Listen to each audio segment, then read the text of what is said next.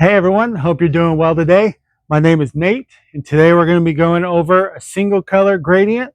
We're going to be using the color bright orange, and we're going to be doing the pattern with the fan fold. So I do pre-prep every shirt before it goes in these bags. It soaks in a soda ash solution. If you don't know how to do that, check out my video on how to prep a shirt for tie-dye before you do this. That is a must before dyeing the shirt. You do need to prep it in soda ash before it will dye, so it's very important. Okay, so it looks like the shirt is already inside out, and I'm going to put it face down. We're going to smooth out all these wrinkles, get the shirt nice and flat. If you want consistency throughout the shirt, and for your folds to be to look correct and well, this is an important step. It helps the dye transfer better if you do this. It'll also make the front and the back of the shirt more even through the two. Okay, so it looks like we are pretty smooth. So for the fan fold, we're going to do, so this is going to be our center point. We're just going to take this side and we're going to fold it to here, just like a fan, like the fans when you get hot that you blow yourself with, you just kind of wave. So we're going to fold it up like that. Okay, so now we're going to go over to the sleeve and we're doing the same thing.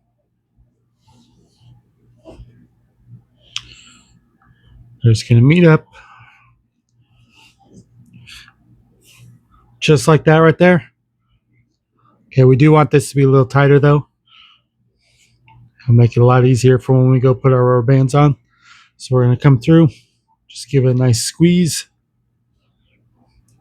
Keep all your folds.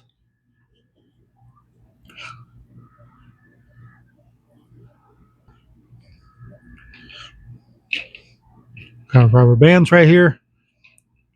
So on the very front, I'm just going to take this little tiny rubber band just to get the little point. Okay. Take a rubber band, fold it in half, make an 8, and then fold it so it's doubled over like this. 4 fingers. If you drag your knuckles on the table, you can slide all the way through without moving the shirt. So that's what we're going to do. First one's going to go here. And we're going to put rubber bands all the way down the shirt. We're going to space these. Now they're going to be about 2 inches apart. You can go closer. You can go farther. It's kind of for what we're doing right here. This is going to be a good length. We're going to be making 6 varieties of our color here. And so we'll kind of look at the rubber bands, see what we got. A lot of times what I'll do is like each rubber band be a different color when I go to dye it, but I don't think that'll be the case here. You see how I do the long way? The reason for that, so before this is all closed up, if you try, that's a weird rubber band. So if you try to go from this end up, so right now we can because everything's tight. But when it's not, when all these rubber bands aren't here, so it can be easy to grab. And so when it grabs, it'll mess up these folds, and you don't really want that to happen. So start on that end, work your way down, and then this last final one, just closing that off just like that. And now our shirt is tied. All right, so we got some orange, we got black, and we got 6 bottles here. Got them labeled orange 1, orange 2, orange 3, just orange, orange D1, so that's my darker shade, orange D2, that'll be my darkest shade. So to make these, what I'm doing is I've already filled, so my orange right here is going to stay. I've already put the orange, I filled both these 2 bottles, and then I filled my orange 3 halfway. So to make my orange 2 and orange 1, I'm going to go over here to orange 1, and I'm going to take my dark one. So the amount of orange I take out of this is the amount of, and put into this, is the amount of black I'm going to add back into this to make this darker. Okay, so this is going to be my lightest color right here, the orange one. I'm just putting a little small amount of orange down in there. So you can see how there's just a little tiny bit down there. Okay. Now we're going to go over here to orange 2. And I'm going to fill this a little bit more, but not a whole lot.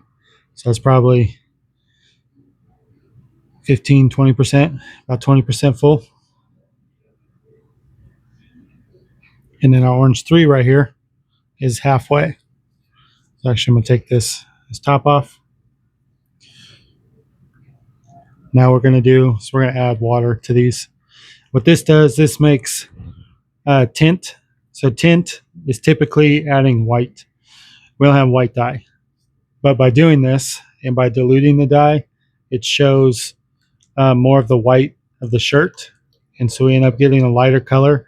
And so it's the same effect as if you were to add like white paint to your color, or like if you're painting or something, like a whole bunch of white. So this is the same effect. So tinting is to add white and to make it a lighter tone. This is going to be like a neon pastel orange. This will be probably like an ultra pastel. This is going to be a bright orange right here. So we'll fill that up. Okay. So those are now filled with water. And before we cap them, spilled a little bit of water here, so we're going to get those cleaned up. Careful not to spill these. These tip over. It's a mess you don't want to clean up. Just try to keep caps on for the least, or if you take the caps off, try to keep them off for the least amount of time as possible. You want to keep caps on your bottles. Okay. Our 2 darks right here. Dark 1 has just the tiniest little bit of room right there. So it's just getting a small amount of black.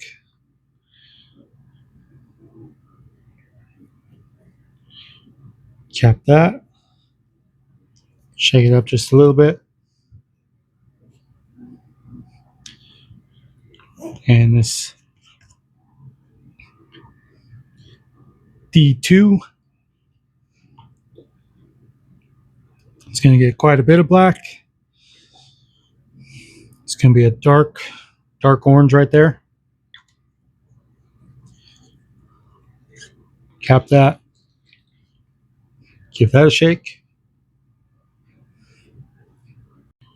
Okay, so we got armpit right here. We're actually going to make this the dark side, and we're going to go to light.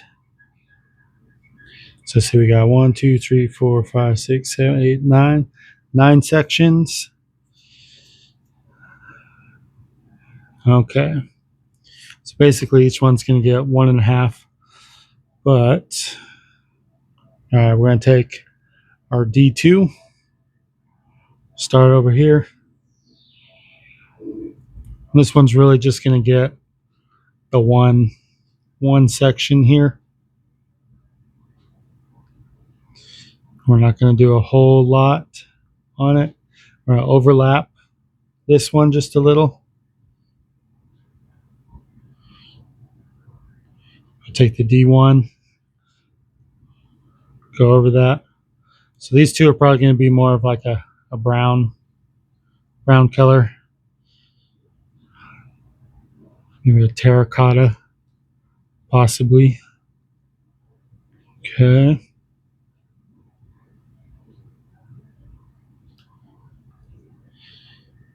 Yeah. So on this side, what I'm going to do is, you see how much brighter that is? We're going to overlap. So on this side, there's going to be less of the darker colors, but then when we flip it over, I'm going to put a little bit more. The darkers are going to move this way a little bit more. Okay. But for now, what we're doing is our gradient.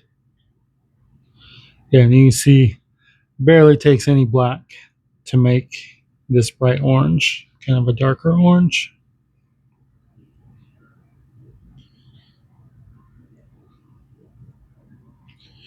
Okay, we can use this. Overlap here some.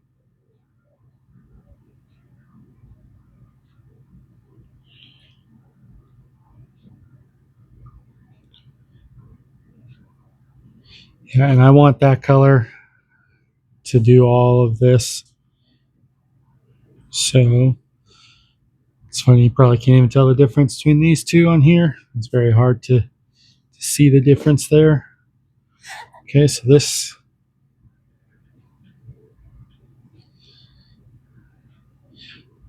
Yep, some colors you don't see as much as you lighten them once you put them on. But then, like once you go to wash this, you'll actually be able to see that difference. And as they sit, you can kind of tell. I can definitely tell that this is deeper than that, and that is deeper than that. And then this right here, this will be our lightest color.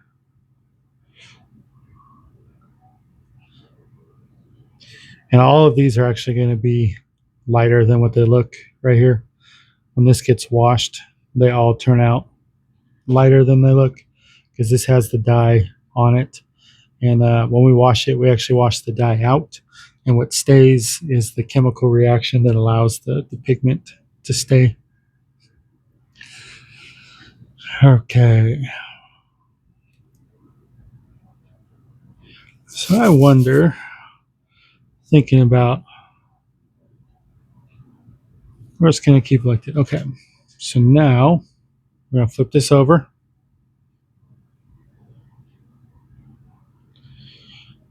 Take our D2. Put it over here just like we did before. But we don't want to, I'm not going to try to saturate it too much. I'm going to leave a little bit of white in there. What that white does is going to leave some pattern. So it's not just like a big brown blob. Okay. And so I'm bringing the darker over more. So this side is going to present more of the darker side, where the other side presented more of the lighter side. And then once it opens up, within the pattern, there's going to be kind of a movement that goes like this. So actually, I'm going to bring this to here to overlap. Then we're going to take our D1.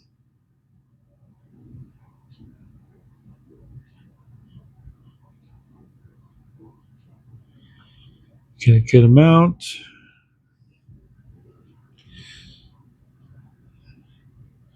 And I guess we might as well just take it to there. We're taking it quite a bit farther than it was on the other side. What that'll do is give it some variation in our pattern here. This will be one of the first times I use this much orange without putting black over the top of it. I'm trying to keep with just our colors, even though we are using some black. We're only using it to shade our color. We're not going to use it as a color here. I'm actually very interested in seeing how this one's going to look. All right, so it looks like we're barely going to use any of that on this side. Use some, but not a whole lot. Okay. Now to our orange one.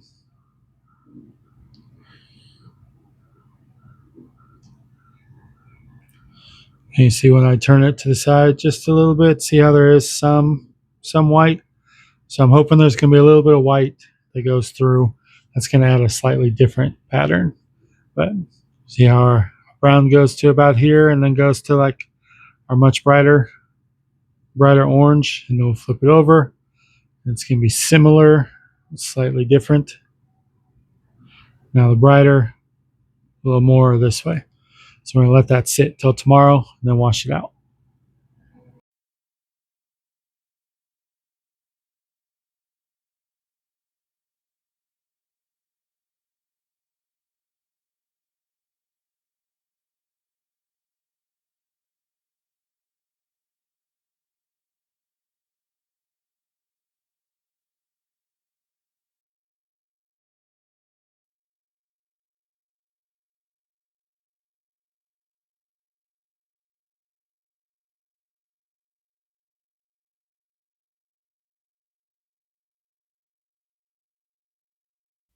After you've let your shirt sit for 24 hours, it'll be ready to rinse and wash.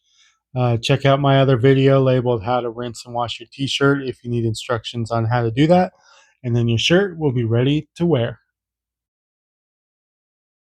This has been Nate with Dyed for Life. Please click like and subscribe for more videos. Thank you for watching.